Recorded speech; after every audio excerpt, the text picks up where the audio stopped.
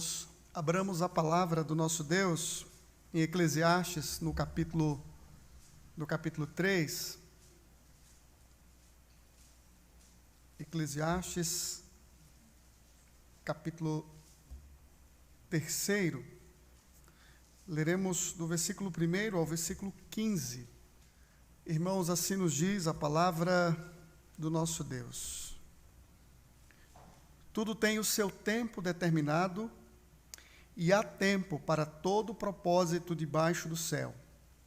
Há tempo de nascer e tempo de morrer, tempo de plantar e tempo de arrancar o que se plantou, tempo de matar e tempo de curar, tempo de derribar e tempo de edificar, tempo de chorar e tempo de rir, tempo de prantear e tempo de saltar de alegria, tempo de espalhar pedras e tempo de ajuntar pedras, tempo de abraçar e tempo de afastar-se de abraçar, tempo de buscar e tempo de perder, tempo de guardar e tempo de deitar fora, tempo de rasgar e tempo de coser, tempo de estar calado e tempo de falar, tempo de amar e tempo de aborrecer, tempo de guerra e tempo de paz. Que proveito tem o trabalhador naquilo que se afadiga? Vi o trabalho que Deus impôs aos filhos dos homens, para com ele os afligir. Tudo fez Deus formoso no seu devido tempo. Também pôs a eternidade no coração do homem, sem que este possa descobrir as obras que Deus fez desde o princípio até ao fim. Sei que nada há melhor para o homem do que regozijar-se e levar vida regalada, e também que é dom de Deus, que possa o homem comer, beber e desfrutar o bem de todo o seu trabalho. Sei que tudo quanto Deus faz durará eternamente, nada se lhe pode acrescentar e nada lhe tirar. E isto faz Deus para que os homens temam diante dele. O que é, já foi, e o que há de ser também já foi.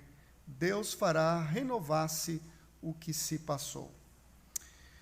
Assim encerramos a leitura da palavra do nosso Deus, irmãos, e a nossa oração nesta noite é que, por meio do seu Espírito, Ele nos edifique, iluminando as nossas mentes e aplicando a sua bendita palavra ao nosso coração. Vamos orar ao Senhor neste momento, clamando assim a sua iluminação sobre nós neste momento. Oremos ao Senhor. Bondoso Deus, aqui estamos diante do Senhor, alegres, felizes, porque é um privilégio para o teu povo se reunir e adorar, cultuar o nome do Senhor. Temos a convicção de que tu és Deus soberano sobre todas as coisas. Cremos no Senhor, amamos o Senhor, compreendemos que a vida só tem sentido quando é vivida debaixo do temor de uma relação íntima, dependente do Senhor em Cristo Jesus. A parte do Senhor, ó Deus, nós não encontramos a verdadeira paz e a verdadeira alegria, e por esta razão aqui estamos felizes, cultuando, adorando o Senhor, certos de que em Cristo Jesus o Senhor iluminou o nosso coração, a nossa mente, e por isso, ó Deus, a vida tem sentido, tem o sentido que a Tua palavra confere, e nós estamos alegres por isso. E pedimos, ó Deus, que o Senhor, neste momento em que Tua palavra foi lida, que será explicada, suplicamos ao Senhor a Tua iluminação, para que, habilitados pelo Espírito Santo, a compreendamos e a coloquemos em prática no nosso dia a dia para a Tua glória. É o que desejamos neste momento e por isso clamamos ao Senhor no nome de Jesus Cristo, Teu Filho amado. Amém, Senhor.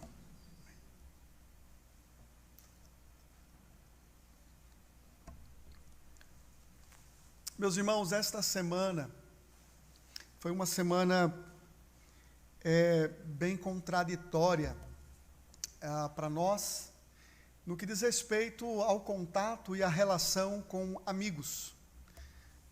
Ainda esta semana, eu recebi a notícia do nascimento de um de um irmão em Cristo, de um seminarista muito querido do nosso presbitério, que compartilhou o nascimento do seu filhinho, né, do seu bebê. E que momento feliz aqui, há poucos dias, nós vibramos aqui com a chegada da Alice, que nos trouxe grande alegria, e a cada dia nos alegramos com a beleza, né, dela, a cara da Nath, né? Então, estamos muito felizes, e o nascimento das crianças, dos bebês, sempre é um momento de exultação, de empolgação na vida da igreja. São os filhos do pacto, são os filhos da aliança, alegrando o coração do povo de Deus. Mas, ao mesmo tempo, eu recebi a notícia da morte do irmão de uma amiga, a morte do seu irmão e da sua sogra, no mesmo dia.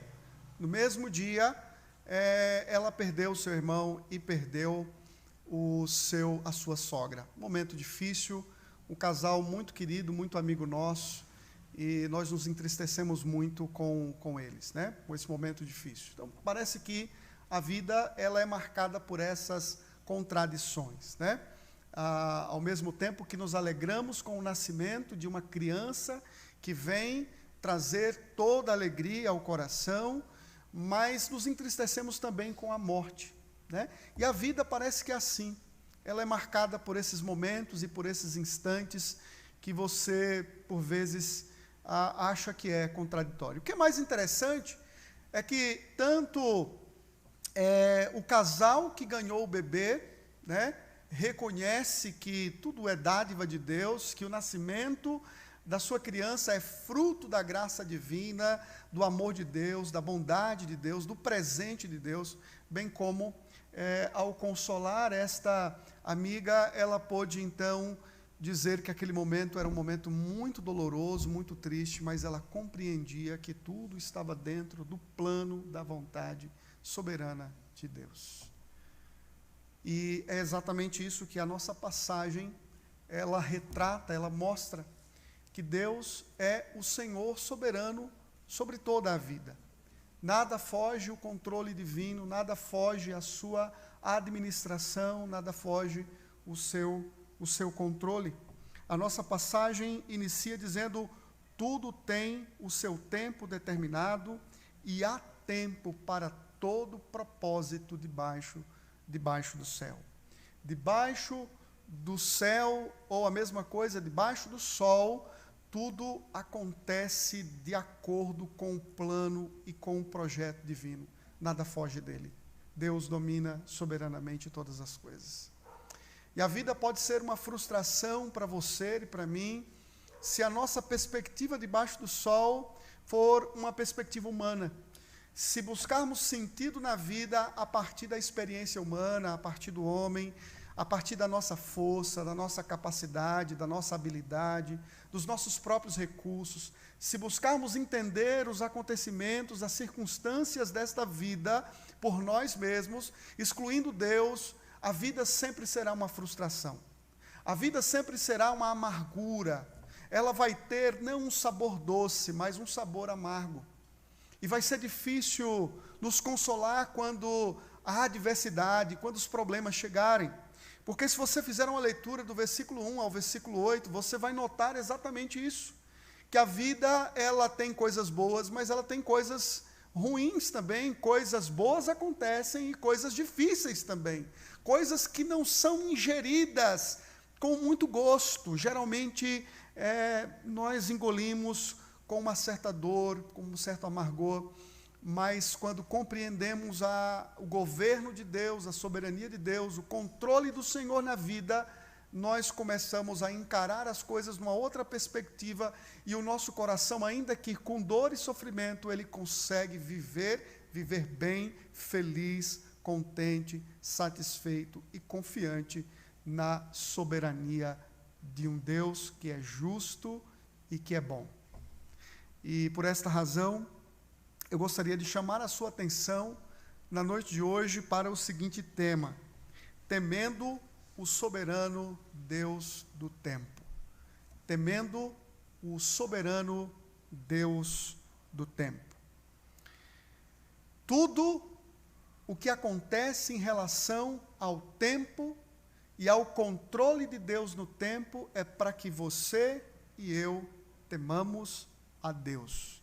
Tudo tem um propósito, e o propósito é o temor que todos precisamos dedicar ao nosso Senhor, ao nosso Deus. Portanto, temendo o soberano Deus do tempo, nós podemos perguntar: como temer a Deus? Em primeiro lugar, convencidos de que Ele soberanamente controla o tempo. Em primeiro lugar, convencidos de que Ele soberanamente controla o tempo. Nós poderíamos fazer a seguinte pergunta para o pregador de Eclesiastes: qual é o grande objetivo desse poema tão lindo, tão conhecido e, por vezes, tão mal compreendido pelas pessoas? O grande objetivo que o pregador responde lá no versículo 14, é para que o homem tema diante de Deus, né? Para que os homens temam diante dele. Ele é o Senhor do tempo. Por esta razão, ele está convencendo seus leitores de que Deus, ele soberanamente controla o tempo. E diante desta consciência, o nosso coração deve temer diante do Senhor. No versículo 1, ele diz: tudo tem o seu tempo determinado, e há tempo para todo propósito debaixo do sol, ou do céu, a mesma coisa. Então, o tempo aqui é o tempo fixado, o tempo marcado, nomeado por Deus, o tempo que Ele mesmo pré-estabeleceu, o tempo que Ele agendou. Tudo tem seu tempo agendado, sua hora marcada e estabelecida pelo próprio Deus, né? Tudo tem o seu tempo determinado. Então, nada acontece sem o controle desse Deus soberano. E há tempo para todas as circunstâncias, para todo propósito debaixo do sol. E aí você vê a partir do versículo 2, que ele fala acerca de completude, né? Você tem aqui 14 pares de opostos, né? Quando ele fala que há tempo de nascer, há tempo de morrer, e ele vai fazendo esses opostos 14 vezes. O tempo aparece aqui pelo menos 28 vezes, e é interessante porque você sabe que o número 7 é o número da perfeição na Bíblia, e aqui você tem o número 7 em duplicidade, mostrando exatamente a completude. Não é uma lista exaustiva do controle de Deus aqui sobre a vida, mas ele está exatamente mostrando que a plenitude da vida, que toda a vida na sua extensão, ela é controlada e governada pelo Senhor. Deus faz as coisas cronologicamente, Deus faz tudo de forma plausível, de forma organizada, e nada nesta vida acontece fora do domínio dele, né? Então, esse texto, esses eventos nos mostram que a vida não é fruto do acaso. Não existe casualidade na vida, mas tudo é resultado da ordenação soberana e providente de Deus. Deus é o Rei do tempo. Deus é o Senhor do tempo, como muito bem compôs aí a música do Estênio Márcios, né? O Senhor do tempo, quando ele era criança, quando ele era adolescente, jovem, quando ele já era idoso, né? Então ele canta essa experiência da vida cristã dele especificamente. Então, muito interessante, o Senhor é o Rei do tempo, ele governa soberanamente a cada minuto, cada segundo, nada passa debaixo, fora do controle dele, fora da realidade providencial de Deus. Nada acontece nesta vida sem a supervisão divina, né? Nada acontece fora da supervisão divina. E é interessante porque, na maioria das vezes, as pessoas elas olham para esta passagem e entendem aqui o pregador de Eclesiastes expondo sobre as coisas que as pessoas costumam fazer. Mas o poema aqui não se limita especificamente à experiência humana, ao que o homem faz, mas ela também menciona, a passagem menciona as atividades de Deus, o que Deus executa, o que Deus faz. Por exemplo, é Deus quem faz nascer e é Deus quem faz morrer. É Deus quem planta e é Deus quem arranca. É Deus quem constrói, mas é Deus também quem derruba. É Deus quem traz a guerra e é Deus quem traz a paz. Isso nós podemos ver no Antigo Testamento, Deus disciplinando o seu povo e, por vezes, trazendo a própria guerra para punir a maldade e o pecado do seu próprio povo. Então, a passagem não pode ser vista apenas a partir desta ótica de que é o que executamos, é o que fazemos, mas também, primordialmente, aquilo que Deus faz, aquilo que Deus executa com ordem, com decência. Deus organizadamente faz com que todas as coisas aconteçam, né? E aqui você então vê o contraste da vida, nascendo e morrendo, plantando e arrancando, matando e curando, derribando e edificando. Então há tempo para tudo debaixo do céu, e tudo isso é providência de Deus, é Deus controlando e governando cada situação e cada circunstância.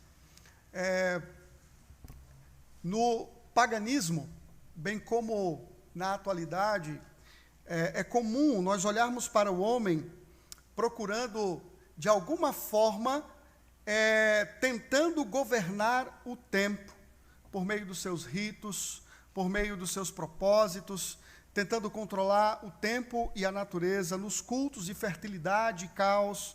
Os homens que acreditavam poder tornar frutífera novamente a natureza, apagar a história e pecados passados, reverter o tempo e a ordem e gerar eles próprios a natureza e história, né? Você vai encontrar práticas pagãs que a Bíblia condena de gente que tentava de alguma forma controlar a natureza por meio dos seus ritos.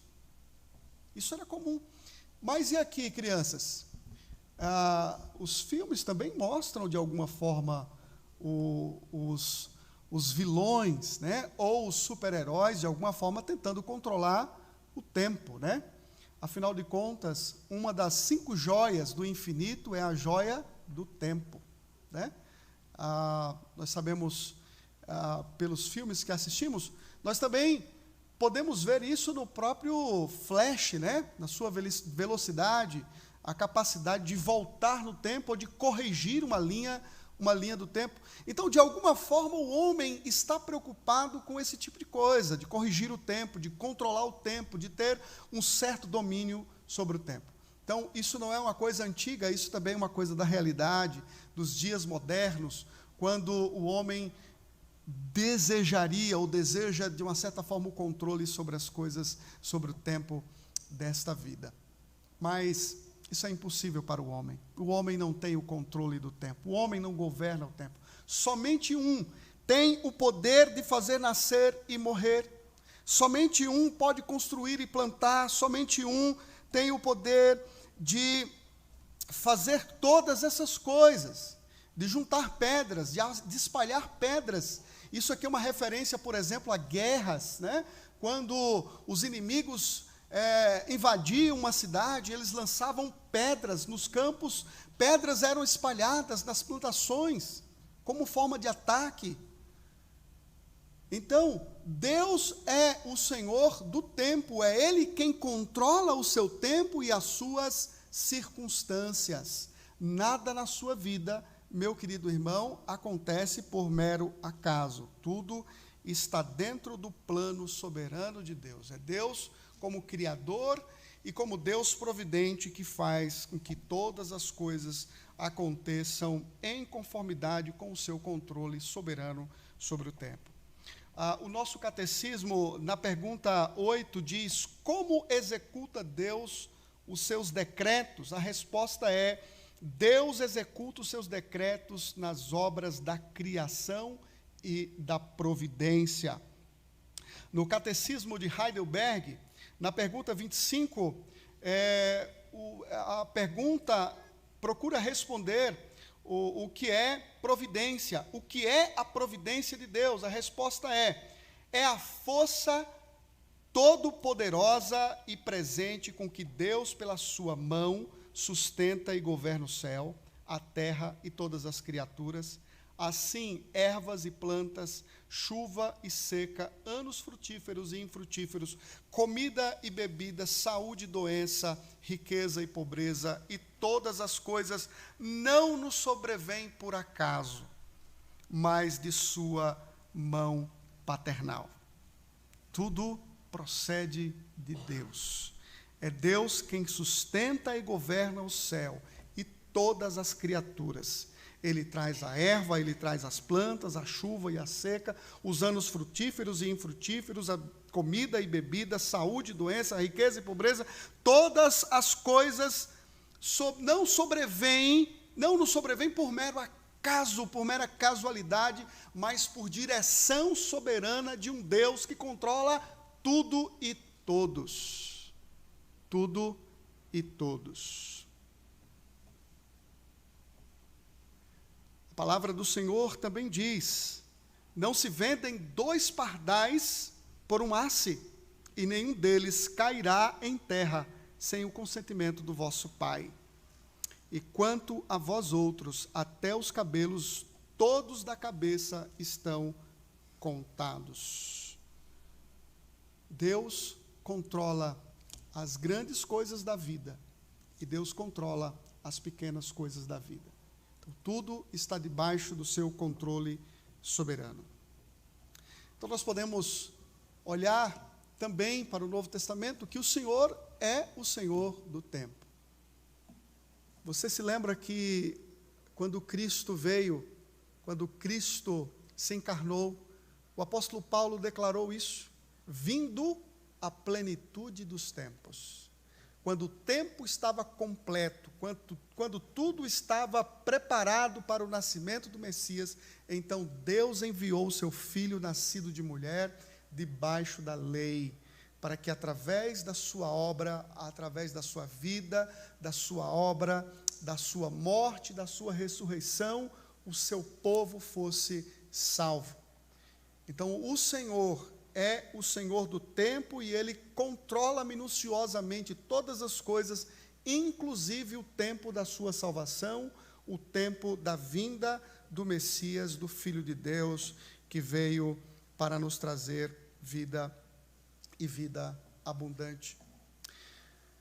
Por isso, Philip Ryken, ele propõe 3 maneiras práticas de aplicar esse poema à vida do discípulo cristão. 3 maneiras práticas. Em primeiro lugar, se você sabe que Deus é o Senhor do tempo, você deve esperar o tempo de Deus. Se você sabe que Deus é o Senhor do tempo, você deve esperar o tempo de Deus. Não é o seu tempo que está em questão, não é o seu tempo que está em jogo, não é a sua vontade que será feita, mas é a vontade de Deus. Deus cumprirá o seu propósito dentro do seu tempo estabelecido. Mas muitas vezes, meus irmãos, nós somos impacientes. Muitas vezes nós queremos que as coisas aconteçam de acordo com a nossa vontade, de acordo com o nosso gosto, de acordo com o nosso querer. Não só do nosso jeito nós queremos que as coisas aconteçam, mas também dentro do nosso tempo. No nosso tempo estabelecido, de acordo com a nossa agenda, e as coisas não funcionam desta forma. Se você entende que Deus é o Senhor do tempo, você deve esperar o tempo de Deus. Você deve aguardar o tempo de Deus. O tempo de Deus não atrasa. Deus não atrasa no seu tempo. Deus não atrasa na sua provisão, na sua ação. Deus age no tempo específico dele. Você pode atrasar e certamente você atrasa. Como eu também posso atrasar e certamente atraso nas minhas promessas e nas minhas coisas. Mas Deus nunca está atrasado. Deus nunca está atrasado. Deus sempre está no tempo certo. Na hora de nascer, e na hora de morrer. Deus sempre faz. Ninguém morre fora do tempo. E ninguém nasce além do seu tempo. Tudo acontece dentro do tempo de Deus. Ninguém nasce de forma antecipada e ninguém morre de forma tardia ou de forma antecipada. Tudo vai acontecer de acordo com a agenda divina, de acordo com o tempo dele, com a forma dele, do jeito soberano dele de fazer as coisas. Por isso, espere o tempo de Deus. Esperar o tempo de Deus é uma postura sábia, é uma postura correta, é uma postura de confiança e de dependência de Deus. Uma outra maneira prática de aplicarmos isso, irmãos, é que nós precisamos viver toda a nossa vida sabendo que há um tempo para morrer. Há um tempo para morrer. Há um tempo para se viver, há um tempo para morrer. Então, como nós falamos, ninguém vai viver além do seu tempo. Por isso, viva a sua vida da forma correta, como você deve viver. Esteja sempre preparado para o seu dia e para o seu tempo na presença de Deus, né? É importante nós entendermos isso. Uma outra forma prática de ver esta passagem é que você precisa fazer bom uso do tempo que você tiver. Você precisa fazer bom uso do seu tempo. Você deve esperar o tempo de Deus. Você deve se conscientizar de que um dia o seu tempo aqui vai acabar, a terrinha vai chegar lá no final da ampulheta e o seu tempo vai embora. Como Deus falou para Moisés. Deus disse isso para Moisés: olha, Moisés, você vai até aqui, daqui você não vai passar. São 120 anos, está bom para você, então dá uma olhadinha na terra, porque daqui você não passa. Você só vai contemplar. Porque o que te aguarda é muito maior do que o que você poderia usufruir nesta vida, né? Mas ele tinha um tempo específico. Mas o tempo que ele viveu, ele viveu na presença do Senhor. Com falhas, sim, mas com uma vida dependente, guiada, dirigida e governada pelo Senhor. Foram 120 anos na presença do Senhor. 120 anos em submissão a Deus, e o tempo que você tem para viver, viva, mas viva bem, fazendo bom uso do tempo, remindo o tempo na presença do Senhor. Como temer a Deus? Como temer o Senhor do tempo? Em segundo lugar, convencidos de que Ele maravilhosamente controla o seu propósito. Convencidos de que Ele maravilhosamente controla o seu propósito. Ao concluir o poema, o pregador, ele retoma uma pergunta que ele fez lá no início do capítulo 1, no início do livro, quando ele diz: que proveito tem um homem de todo o seu trabalho com que se afadiga debaixo do sol? Qual é o proveito do trabalho diante de tudo isso? Diante desta vida aparentemente contraditória, porque é só uma perspectiva aparente, porque não existe nada de contradição dentro da provisão de Deus. Deus faz as coisas corretas. Então, quando você procura entender a vida fora de Deus, você vai encontrar contradição em tudo, e você vai se frustrar. E aqui a pergunta do pregador, ele vai buscar responder exatamente isso. Se a vida é assim, se há tempo para nascer, há tempo para morrer, há tempo para plantar e arrancar, tempo de matar, tempo de curar, derribar, edificar, prantear, saltar de alegria, tempo de ajuntar pedras e de espalhar pedras, então, qual é o sentido da vida? Por que eu devo me dedicar tanto a esse trabalho, me afadigar tanto nessa labuta diária, né? E não apenas isso, o pregador diz: vi o trabalho que Deus impôs aos filhos dos homens para com ele os afligir. Como explicar o trabalho dentro desta perspectiva mais ampla do tempo? Sabe qual é o nosso problema, meus irmãos? É que nós não conseguimos enxergar a vida a partir do todo. A nossa visão sempre será uma visão limitada da vida. Se você tentar compreender a vida olhando para a morte, você vai ter apenas uma parte do projeto divino. Se você olhar para a vida apenas com o momento da tristeza e não do riso, você sempre vai ter uma parte da vida. Se você olhar para a vida sempre naquela perspectiva de que é tempo de se afastar, de abraçar, então você vai ter só uma parte muito pequena.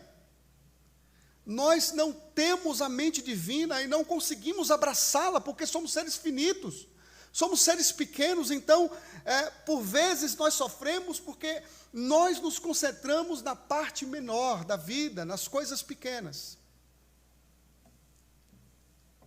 Se você gosta de feijoada, você sabe todo o processo daquela comida saborosa, né? Você sabe o que foi, e você sabe o que dá sabor a esta comida.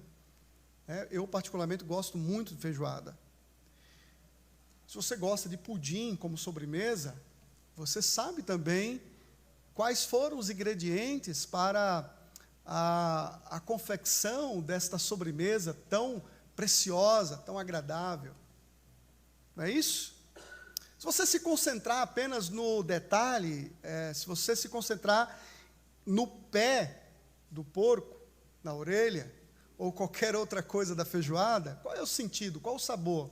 Aquilo não vai descer de forma agradável. Mas se você consegue saborear o todo da feijoada ou do pudim, você vai entender que, de fato, você está adquirindo a coisa mais ampla da comida. A vida é assim também. Se você se concentra apenas numa parte da vida, você vai se frustrar. Você não pode tentar entender a vida dentro dessa perspectiva mais limitada. Você tem que entender a vida dentro de uma ótica mais ampla de Deus, olhando sempre com uma perspectiva divina, como Deus enxerga as coisas. Então, a resposta da minha amiga à experiência de luto dela, de que nada foge à vontade de Deus, de que Deus está no controle, ela está buscando enxergar a vida por esta ótica, de que tudo está no controle de Deus, de que nada acontece por acaso. Deus tem um plano, Deus tem um projeto, Deus guia as grandes e as pequenas coisas, e Ele controla soberanamente tudo e todos. É por isso que o pregador, ele não olha para a vida como uma experiência amarga. Ele não olha para tudo isso como se tudo isso fosse apenas um ingrediente ruim, amargo, que desse muito mal. Mas ele está olhando para a vida como algo bonito, como algo formoso. Olha no versículo 11. Tudo fez Deus formoso no seu devido tempo. Tudo fez Deus formoso no seu devido tempo. A ideia de formosura aqui é a ideia daquilo que é visível, daquilo que nós podemos contemplar com os nossos olhos. E aquilo que é bonito é agradável, aquilo que é bonito é bom de se ter, é bom de ver. O que o pregador está dizendo é que Deus, Ele fez formoso todas as coisas no seu devido tempo. Então, quando olhamos para a vida nessa perspectiva da formosura e da beleza organizada, controlada e guiada por Deus, nós somos capazes de enxergar a beleza de tudo. Nós somos capazes de nos encantar com a agenda de Deus e não com a nossa. Porque nós trazemos a consciência de que aquela porta que não se abriu, mas que eu busquei tanto para que ela se abrisse, para que aquelas coisas que eu queria ou que eu desejava acontecesse no meu tempo, e não aconteceu, mas Deus guiou para uma outra realidade, para uma outra proposta, para uma outra experiência. Eu vou perceber que isso é belo, porque era isso que eu precisava. Era dessa nova experiência, ou dessa nova realidade que eu estou vivendo, que eu precisava para ser feliz e para estar bem com o Senhor. Quantas portas estão fechadas que você não conseguiu abrir, mas que se dependesse de você estariam abertas? E você já parou para pensar que talvez se Deus permitisse que essa porta fosse aberta, você iria sofrer, você iria passar por uma experiência amarga, seria ruim para você, aquilo que você tanto queria. Porque eu não sei se você já teve essa experiência, meu irmão, de desejar muito uma coisa, muito, mas muito mesmo. E depois que você adquire, você fala, não era isso que eu queria. Não era isso que eu precisava. E eu estou sofrendo por uma escolha errada. Eu estou sofrendo por ter batido e insistido numa porta que não poderia ter sido aberta. Já passou por isso? Por isso, olhe para a administração divina, com essa perspectiva de que tudo é muito formoso, de que Deus faz as coisas de forma bela, Ele age maravilhosamente no seu propósito, no seu tempo, de forma linda, de forma bela. Ele faz as coisas conforme o seu querer e conforme a sua vontade, que é boa, perfeita e agradável. Então, conscientize-se de uma verdade. Deus não só criou o seu mundo sabiamente, como Ele também controla providencialmente todas as coisas de forma linda e sábia. Não só Ele criou, como Ele, por meio da sua providência, governa soberanamente todas as coisas. Então nada foge o controle dele, nada acontece fora da sua agenda maravilhosa e bela. Mas há um outro detalhe também que ele faz aqui. Veja, ele diz que tudo fez Deus formoso no seu devido tempo e também pôs a eternidade no coração do homem, sem que este possa descobrir as obras que Deus fez desde o princípio até o fim. Quer dizer, Deus não só fez todas as coisas de forma linda e maravilhosa, como Ele também colocou a eternidade no coração do homem. Meus irmãos, nós não fomos criados para esse mundo. Nós não fomos criados para esta vida. C.S. Lewis diz que se nós não conseguimos satisfazer os nossos desejos e a nossa vontade, é porque isso é um indício de que nós não pertencemos a esta vida. De que esta vida não nos pertence e que nada neste mundo é capaz de suprir o nosso coração. Não será o seu nascimento e não será a sua morte. Não será o seu trabalho, nem o seu desemprego. Não será o ajuntamento de pedras, nem o espalhamento de pedras, nem o plantar e nem o arrancar. Nada disso será suficientemente capaz de preencher o coração que almeja pela eternidade. Porque Deus colocou no nosso coração a eternidade. Nós desejamos algo mais que esta vida não pode dar.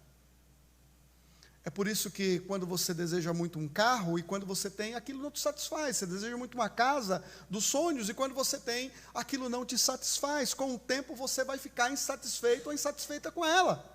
Ou com qualquer outra coisa que você conquiste nesta vida.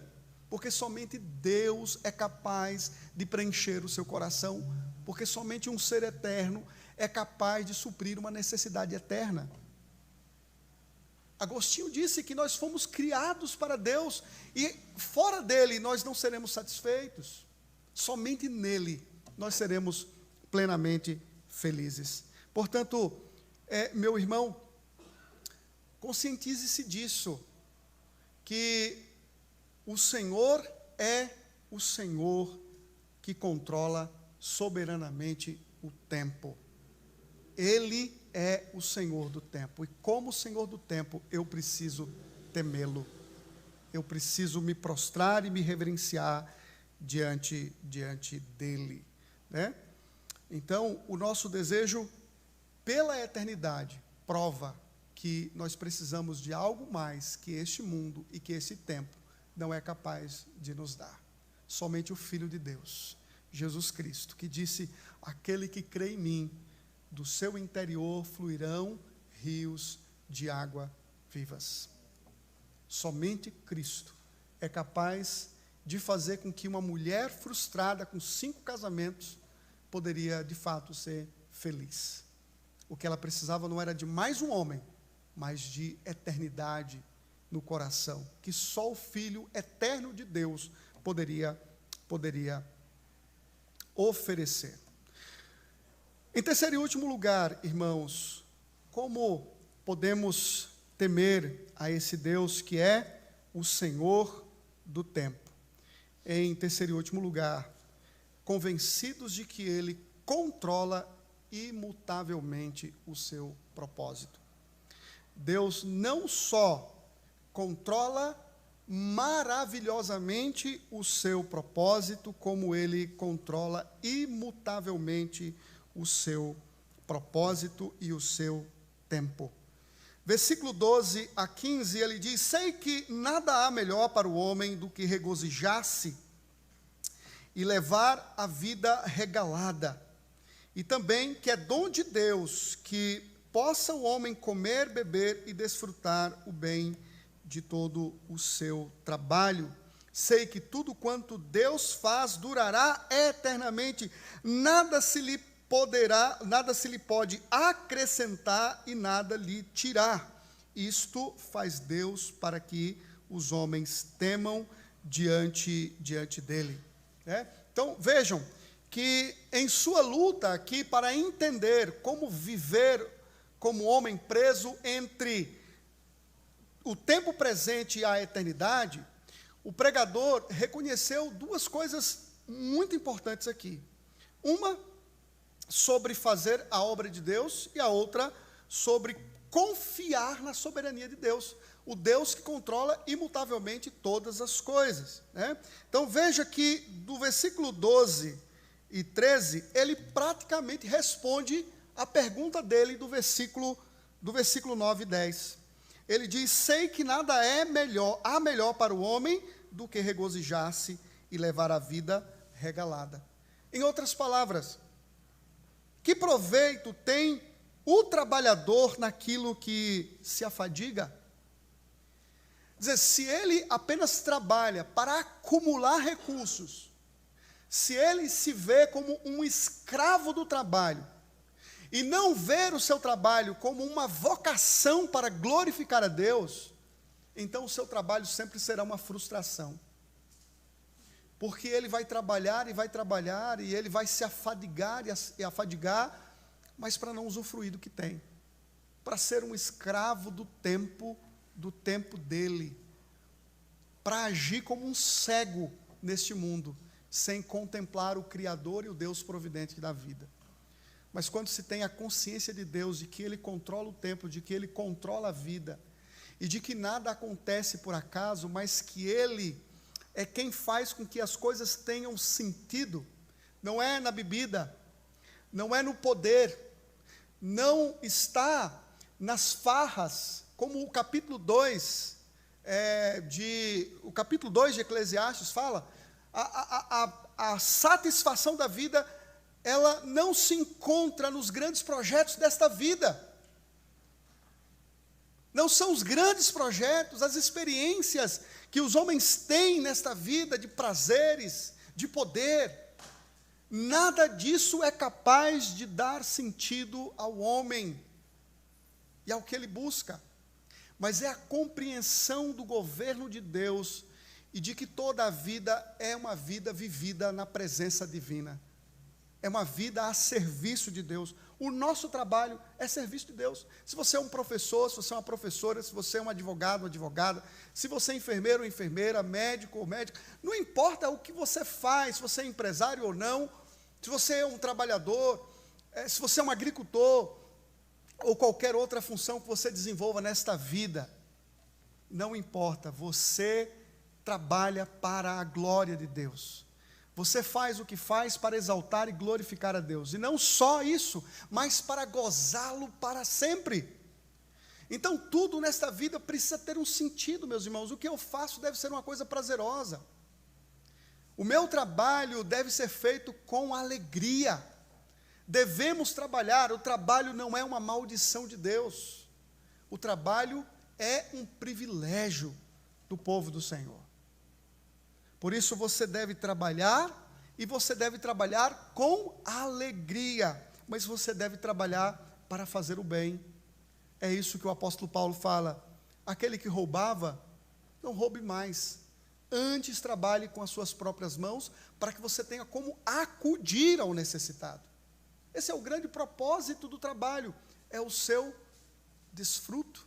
É para que você desfrute de tudo que você faz, e para que você tenha a oportunidade de fazer o bem ao seu próximo, ao seu irmão, ao seu conhecido.